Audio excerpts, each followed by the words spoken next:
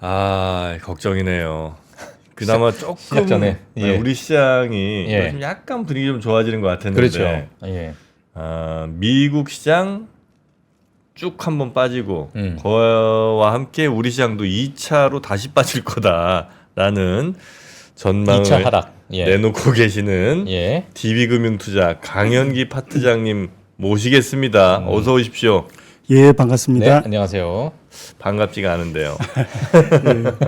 아니 그 지금 미국 시장 뭐 잘 나가잖아요. 예, 뭐 지금 요즘 뭐 과거처럼 막 오르진 않지만 어쨌든 거의 사상 최고가 근처잖아요. 맞습니다. 근데 미국 시장이 꽤 큰 폭으로 하락을 할 거고 예, 우리 시장도 당연히 거기에 따라서 2차 하락을 맞을 거라고요. 예, 맞습니다. 그 주식 시장을 판단할 때 개별 이벤트 또는 국지적인 움직임보다는 좀 큰 흐름을 봐야 되더라고요. 예. 예를 들어서 지금이 겨울인데 음. 잠시 추울 수도 있고 또 따뜻할 수도 있죠. 예, 네. 주식 시장도 마찬가지입니다. 예. 근데 겨울이라는 건 좀 변함이 없어요. 예. 네. 한국 시장만 보면은 저평가돼 있고 반등할 수 있는 여력이 있어 보이지만 네. 미국 시장이 어느덧 밸류에이션이 IT 버블 붕괴 이후 최고치 수준으로 다시 올라와 있습니다. 네. 이렇게 되면 이제 모멘텀이 좀 공급이 돼야 되죠. 예, 그래야 밸류에이션 유지가 되고 주가도 뭐 좀 더 갈 수도 있겠지만 작년 하반기부터 미국 쪽의 모멘텀이 점점점 후퇴하는 모습이 보여지더라고요. 예. 그래서 제가 뭐 작년 하반기부터 계속 언급은 했죠. 네, 맞습니다. 그래서 이 점에 대해서 오늘 좀 자세하게 언급 드리고자 합니다. 네, 알겠습니다. 미국은 그 하락하는 이유가 원래 없나? 하락하는 데는 이유가 없나?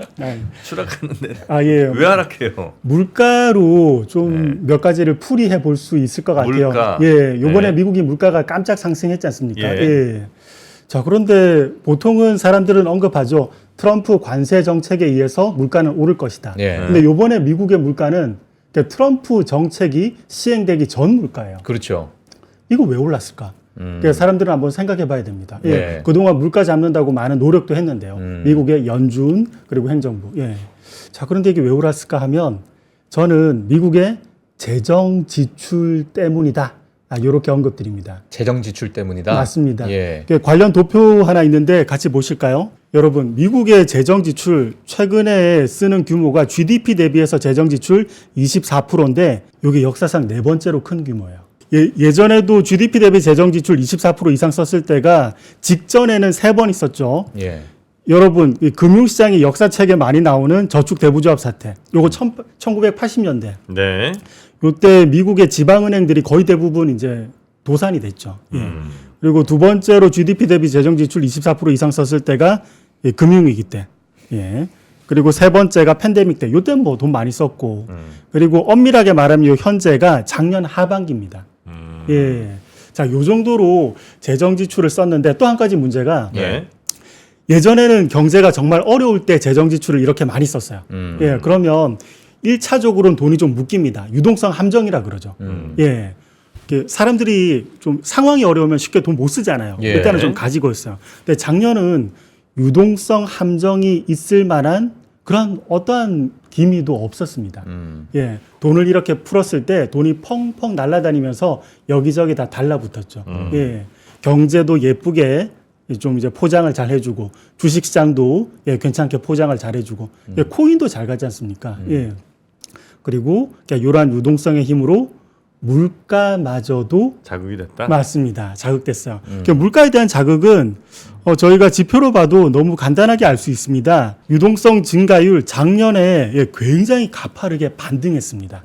예, 그러니까 유동성 증가율이 항상 반등한다고 해서 물가가 제깍제깍 반응하는 건 아니에요. 예, 중간에 매개가 뭐냐면 유동성 곱하기 화폐 유통 속도. 요게 물가로 가거든요. 예. 근데 요즘에는 화폐 유통 속도 여러분들도 다른 인터넷에 찾아보시면 아시겠지만 화폐 유통 속도는 요즘 반등하는 시기예요. 그러면 돈 풀 때 물가는 잘 올라간다. 그러니까 요렇게 바꿔 말할 수도 있습니다. 예. 그래서 연준은 이제 쉽게 금리를 못 내리는 거죠. 예, 엄밀하게 말하면 보호무역주의 요것도 향후에 뭐 문제가 될 수도 있겠지만 직전에 역사상 네 번째로 많이 풀었던 재정 지출 때문에 네. 연준도 물가 걱정이 돼서 금리를 쉽게 못 내리고 있어요. 자, 그러면 이제 미국 쪽의 주식 시장으로 환원해서 얘기해 보면 재정 지출 작년과 유사하게 계속 풀면 시장도 올라갈 수는 있겠죠. 네. 예. 근데 이제 문제가 물가를 자극할 수 있지 않을까. 그러니까 요 걱정으로 저희가 한번 바꿔서 생각해 볼 수 있습니다. 네. 근데 저는 뭐 그렇기 때문에 재정 지출을 많이 못 쓸 거다 작년 대비해서 이렇게 생각하는데 저뿐만 아니라 채권 시장도 그렇게 생각하고 있는 것 같아요. 요즘에 미국채 장기물 금리 만약에 재정 지출을 많이 쓴다 그러면 국채 발행 물량이 늘어나서 장기물 금리는 올라가야 올라가죠. 됩니다. 그런데 트럼프 대통령 취임 전후로 장기채 금리가 오히려 떨어져요. 저뿐만 아니라 미국의 채권 시장에서도 재정 지출 요 정도 쓰면은 문제가 생길 것 같은데 더 못 쓸 수 있겠구나. 이런 식으로 방향이 선회하고 있습니다. 예. 자, 그러면 지금까지 많이 썼던 재정 지출 유동성 함정 없는 상태에서 경기 예쁘게 포장시켰는데 요게 후퇴한다면 모멘텀은 감소해 감소할 버리는 수 거죠. 있다. 맞습니다. 그러니까 작년에 그 옐런 재무관 장관이 단기채를 많이 발행을 하면서 시장을 단기적으로 이렇게 좀 끌어올렸었던 그런 부분이 이제 국채 발행을 조금 줄이게 되면서 뭐 이제 국채 가격은 올라가겠죠. 이제 수요를 이제 줄이는 맞습니다. 그런 과정이니까. 예. 그러니까 이제 금리가 내려가게 되고 그런 부분이 유동성으로 이제 작용이 될 수 있다. 맞습니다. 그 부분이 이제 2025년에 빠르게 올 수 있다 이렇게 말씀을 하고 하시는 건가요? 맞습니다. 작년의 유동성은 단순히 수급 문제가 아니라 예. 펀더멘탈의 개선도 상당히 일조했습니다. 예. 그런데 그러한 재정 지출에 의한 유동성이 후퇴한다면 펀더멘탈 쪽에서도 훼손이 나타날 가능성이 있다고 보는 거죠. 근데 혹시나 아까 저 차트 보여주셨던 것처럼 코로나 때는 예를 들면은 워낙 그 좀 변수가 많았잖아요. 사실상. 그러다 보니까 자금도 많이 풀게 됐고 그걸 걷어들이는 과정 자체가 워낙 급격하기 때문에 이게 지금 YY 기준으로 보게 되면은 과거에 너무나도 급격하게 빠졌었던 것들이 오히려 약간 기저효과로 인해서 우리가 좀 튀어오른 것처럼 느껴지진 않을까? 이렇게 그러니까 제자리로 돌아가는 과정이긴 한데 그래서 지금의 어떤 상승 자체가 너무 우리가 과거에 워낙 급변하니까 요 급변한 뭐의 상승을 얘기하는 거예요? 그 아까 유동성 증가율? 아까 녹색깔 차트 증가? 예.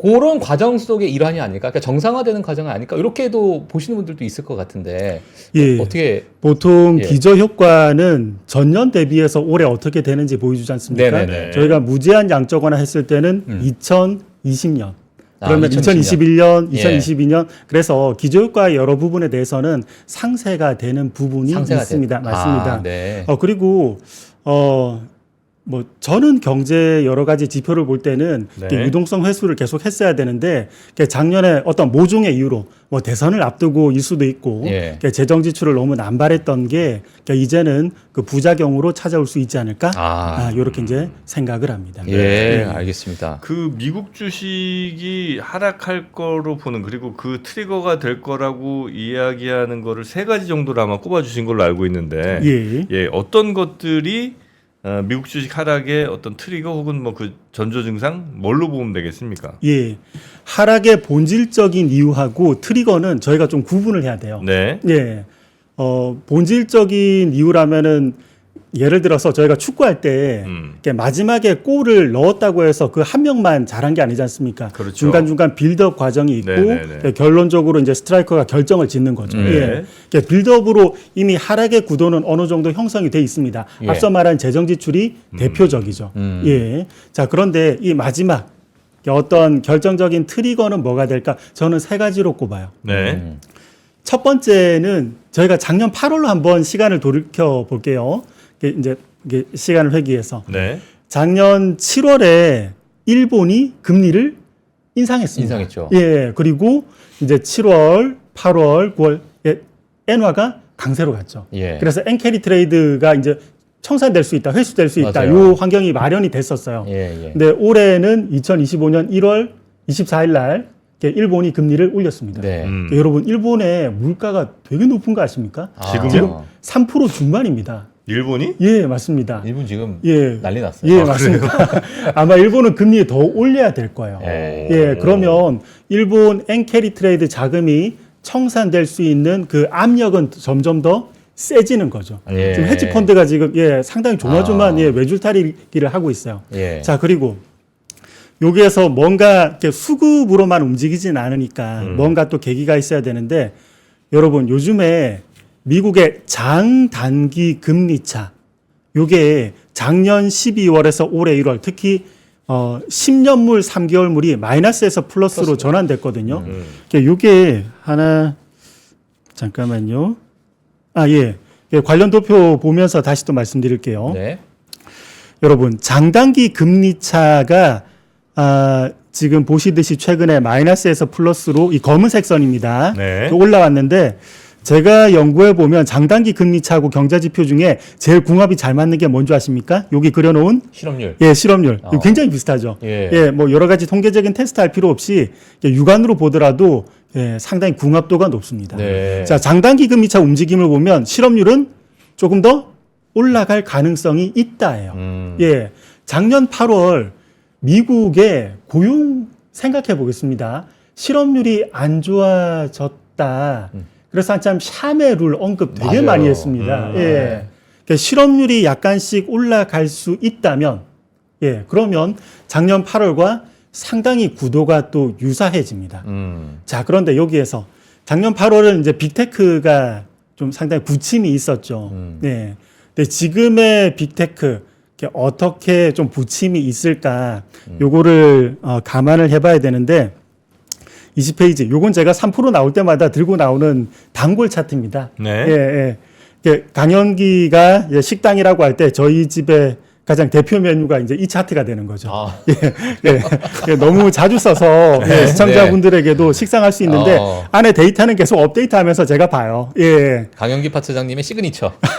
이제 요번 장세에서의 시그니처. 왜냐하면 엔비디아가 주도주이기 때문입니다. 주도주, 특히나 또 엔비디아 같은 성장주는 매출액 증가율, 그러니까 성장률의 프락시죠. 요거에 연동해서 움직여요. 성장주니까 당연하죠. 근데 작년 한 해 동안 엔비디아의 매출액 증가율은 숫자는 화려했지만 점점 내려가고 있습니다. 작년 1분기 262, YOY로 2분기 122, 3분기 93.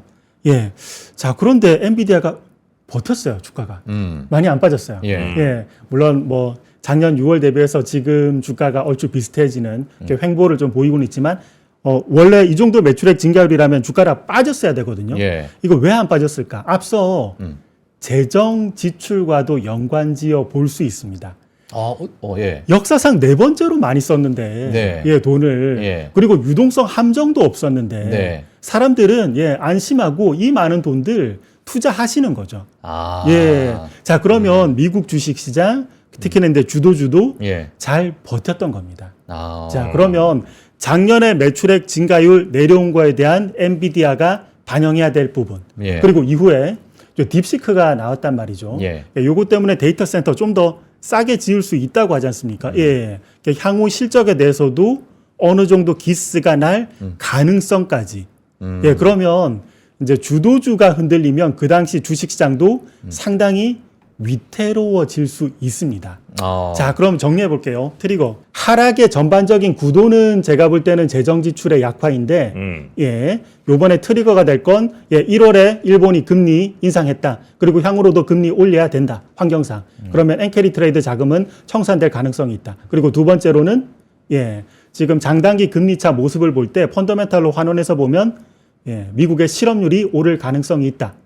그리고 세 번째로는 엔비디아, 지금 주식시장의 주도주로 군림했었던 지금까지 이게 작년에 너무 돈의 힘으로 재정지출 이런 돈의 힘으로 버텼는데 그리고 향후에 실적이 훼손될 여지도 있기 때문에 이건 굉장히 불안한 국면이 아닌가. 이거 세 개 중에 어느 하나만 터져도 시장은 변동성이 상당히 커질 가능성이 있다. 이렇게 보고 미국 시장이 흔들릴 때 한국 시장도 그럼 2차 하락까지 전개되지 않을까. 이제 이렇게 보는 거죠. 제가 개인적으로 좀 궁금한 부분 몇 가지 좀 질문 드리면 1월 달에 그 일본 자체도 이제 금리 인상을 단행을 했었는데 사실 작년에 그 금리 인상을 했을 때 왜 그 엔캐리 트레이드 그 자금이 엄청나게 크게 큰 여파를 줬었잖아요. 예. 근데 이번 1월 달을 봤을 때는 이게 그렇게 크게 시장에 큰 영향을 주지 않는 것 같은 그런 느낌이 좀 들었고 앞으로도 그 금리 인상에 대해서도 시장이 어느 정도 좀 내성이 있지 않을까라는 그러한 생각. 아, 좋아. 좋은 질문이죠? 아, 좋아요. 그 다음에 엔비디아 같은 경우에는 물론 성장률 자체가 워낙 말도 안 되는 성장률을 보여줬고 예, 그게 좀 내려오고 있지만은 2025년에 여러 뭐 스타게이트나 또는 딥시크가 앞으로 이 AI 시장을 어떻게 또 재편할 것인가 이거에 대한 해석이 좀 분분하니까 좀 약간의 좀 엔비디아가 눈치 보고 있는 듯한 느낌도 좀 들기도 하고 네. 그러니까 이런 요인들이 모르겠습니다. 뭐 제가 뭐 긍정적으로 많이 보게 된다면 아닙니다. 이렇게도 생각을 좀 할 수 있지 않을까라는 생각이 드는데 엔캐리 뭐 워낙 기대감이 많은 그 큰 산업군들이 영향이 이제 이벤트가 앞도 있잖아요. 네. 뭐 휴머노이드 로봇, 뭐 자율주행 로봇택시 이런 것들. 어차피 주도할 건 미국 회사들이고. 그렇죠. 돈이 예. 미국으로 쏠릴 수밖에 없는 거 아니냐. 이렇게 이제 반문하시는 분들이 좀 계실 수도 있는데 예. 너무 조심할 필요 없어요. 파트장님께서 괜찮습니다. 예. 괜찮습니다. 감사합니다. 예. 저는 이제 반대 질문에 굉장히 익숙해져서 괜찮습니다. 알겠습니다. 제가 아는 범위 내에서 가감 없이 말씀드리겠습니다. 엔캐리 트레이드 자금에 대해서는 작년 시장은 8월에 무너졌는데 일본은 금리를 7월에 올렸습니다. 7월 올렸죠. 예, 시차가 약간 있어요. 예. 지금 1월에 일본이 금리를 올렸는데 바로 반응하지 않았다? 이건 조금 속단하는 것 아닌가? 아니다. 맞습니다. 자금 시장이 외환 시장 반영하고 나서 그다음에 수급이 다시 주식 시장에 미칠 그 시차를 고려해야 됩니다. 네. 작년에도 1개월 이상 엔캐리 트레이드 자금과 금리 인상까지는 일본의 금리 인상까지는 다소 시차가 있었다. 그리고 두 번째, 엔비디아는 눈치 보기를 하는데 또 나머지 주식들이 잘 갈 수도 있죠. 그렇죠. 잘 갈 수도 있죠. 저희가 시장의 주도주라고 하는데 엔비디아가 저는 아까 주도주라고 말씀드렸지만 엔비디아가 스무스하게 주도력을 좀 잃고 그러니까 다른 주식이 충분히 잘 올라갈 수 있는 여지도 있을 수 있겠죠. 네. 이 대표적인 경우가 여러분 생각나실지 모르겠습니다. 2011년에서 12년, 그러니까 정확하게는 2009년에서 11년까지는 여러분 미국의 셰일가스 개발 엄청났습니다. 기억나실 겁니다. 그래서 그게 주도주였어요. 셰일 혁명이라고 그랬죠. 네. 그런데 2011년 그리고 12년 은근히 넘어갈 때 갑자기 팡이라는 단어를 들어보셨을 겁니다. 팡, 페이스북, 팡팡 터졌죠. 예, 맞습니다. 여러분 넷플릭스. 주도주가 바뀌었는데 시장이 굉장히 스무스하게 넘어가지 않았습니까 그때? 마이너스 20% 이상 하락해야 이게 본격적인 하락이다 볼 수 있는데 미국 시장은 그렇게 부침이 크지 않고 주도주가 스무스하게 넘어갔습니다. 근데 이때 QE2 이후에 QE3 그러니까 중간에 오퍼레이션 트위스트 맞아. 그러니까 상당히 많은 유동성이 투입이 됐습니다. 그러니까 시장이 부침이 있고 주도주가 이제 전환될 때 보통 일반적으로 시장은 부침이 있지만 그러니까 연준은 그때 너무 부침이 클 것 같으니까 돈을 엄청나게 많이 푼 거죠. 그래서 유동성이 많이 풀리면 주도주는 스무스하게 전환될 수 있습니다. 자, 그럼 요번에 한번 볼게요. 주도주가 스무스하게 전환될 수 있는 유동성이 과연 미국에서 공급이 될까? 유동성 공급하면 물가가 다시 오르고 인플레와의 싸움이 시작되는데요. 지금 채권 시장도 미국에서 연준은 풀진 않았지만 지금 행정부에서 재정 지출로 풀었는데 재정 지출로 이제 안 풀 것 같다고 지금 생각을 하고 있는 것 같습니다. 금리를 보면 장기채 금리 내려오는 걸 보면 자 그러면 유동성이 충분히 공급되지 않는 상태에서는 주도주는 전환될 때 좀 부침은 있어요. 자, 이 점도 저희가 생각은 해봐야 되지 않을까 이렇게 생각합니다. 근데 전 세계적으로 돈이 좀 많이 풀린 것 같은데 그 많이 풀린 돈들이 지금은 마땅한 투자처를 미국이라고 생각하는 거잖아요. 그래서 미국이 이제 돈이 많이 몰린 거는 뭐 전 세계 돈이 몰린 건 팩트일 거 아닙니까? 이제 이 돈이 다른 데로 이사를 어딜 좀 가줘야 미국 시장에서 유동성이 빠지고 좀 주식시장도 빠질 것 같은데 갈 데가 아무리 생각해도 저는 잘 안 보이거든요. 이제 뭐 중국을 갈까? 아니면 그리고 그런 게 있잖아요. 그러니까 작년부터 미국 시장이 좋았어. 그래서 정프님이 100만 원을 투자했는데 200만 원이 됐어요. 그럼 이제 플러스 100만 원 수익이잖아요. 그 100만 원을 뭐 하실 것 같아? 또 투자하지 않을까? 내가 이만큼 봤으니까. 이익이 생겼다면? 그렇겠죠. 그러니까 이제 더 근데 만약에 좀 부침이 있다, 뭐 레버리지를 쓸 수도 있고, 뭐 이런 약간의 단기적으로 네. 이러한 어떤 유동성도 더 좀 공급되지 않을까. 비트코인 올랐죠, 부동산도 올랐죠, 금값도 올랐죠. 금값 올랐죠, 주식 올랐죠. 그러니까 이런 어떤 시장의 심리적인 부분도 좀 영향을 주지 않을까. 이 돈이 어디 가냐고. 유동성이 여러분 잘 생각해 보십시오. 그러니까 유동성이 네. 항상 총액이 정해지고 이게 이동해서 또 다른 형태로 변형되는 게 아닙니다. 예. 이 유동성은 증발. 예, 맞습니다. 금융시장에서는 유동성 증발 효과라는 게 있습니다. 예. 미국의 주식 시장이 잘 올랐죠. 요곳에 이제 자금이 제가 볼 땐 두 가지 수급이 몰렸어요. 작년에 재정 지출 GDP 대비해서 24%, 요 정도 쓴 거. 플러스 미국 시장 잘 가는 거 보니까 글로벌 투자자들 예, 군침이 돌죠. 그래서 예, 자금을 환전해서 예, 달러 강세와 함께 예, 이제 미국 시장이 더 잘 갔던 거, 예, 이중으로 수급이 몰려 있습니다. 예. 자, 그런데 만약에 제가 언급드렸던 그 미국 시장의 여러 가지 전반적인 환경 그리고 내려올 수 있는 트리거 이게 작동해서 순간적으로 미국 시장이 움직여 버리면 아래쪽으로라도 네. 그러면 그 유동성이 다시 또 어디로 갈 새 없이 유동성 증발 효과가 나타납니다. 예. 이 점에 대해서도 유동성 관점에서는 생각을 해볼 필요가 있고 또 한 가지 제가 언급드리고 싶은 게 네. 미국 시장 밸류에이션이 상당히 높고 모멘텀이 감소할 때 이제 떨어질 수는 있는데 이때 한국하고 미국하고 주식시장에 상당한 공통점이 역사적으로 나타나요. 예. 지금하고 똑같은 현상이 예전에도 꽤 있었습니다. 그거 한번 보여드릴게요. 네네. 예. 잠깐만요. 제가 12페이지 같이 한번 보시죠. 미국 주식시장 검은색 선 S&P 500의 PER이고요. 예, 랜드마크처럼 솟아있는 게 2000년, 2021년 그리고 현재. 이렇습니다. 밸류에이션 참 많이 올라왔죠. 예. 자, 그런데 요때마다 한국, 미국 주식시장에 공통된 특징이 있습니다. 자, 먼저 2000년 한번 볼게요. 여러분, 2000년에는 99년에서 2000년대 넘어갈 때 Y2K 버블이라고 그러죠. 요때 컴퓨터가 99년에서 2000년 인식 못한다 그래서 미국 연준에서 돈 많이 풀었습니다. 예. 그 펀더멘탈은 부진한데 돈의 힘에 의해서 미국 시장은 우리 시장보다 8개월 더 위로 가버려요. 예, 한국 시장은 99년 12월부터 빠졌습니다. 자, 그런데 결국 미국은 밸류에이션 높은데 모멘텀 감소 반영해서 한국하고 미국 동시에 떨어지는 2차 하락이 나타났었죠. 자, 그리고 아까 랜드마크처럼 밸류에이션 높이 솟구쳤던 두 번째가 2021년인데 요때는 예, 뭐 저희 다 알죠. 요때 무제한 약속 완화. 예, 그래서 미국 시장은 한국 시장보다 6개월 더 달렸습니다. 네. 예, 한국 시장은 펀더멘탈 부진 반영해서 21년 6월부터 떨어졌고 미국은 21년 연말에 예, 정점 치고 내려왔죠. 이때 한국하고 미국하고 동시에 떨어지는 2차 하락 예, 진행이 됐습니다. 자, 그럼 요번에 한번 볼게요. 요번이 특별한 경우일까요?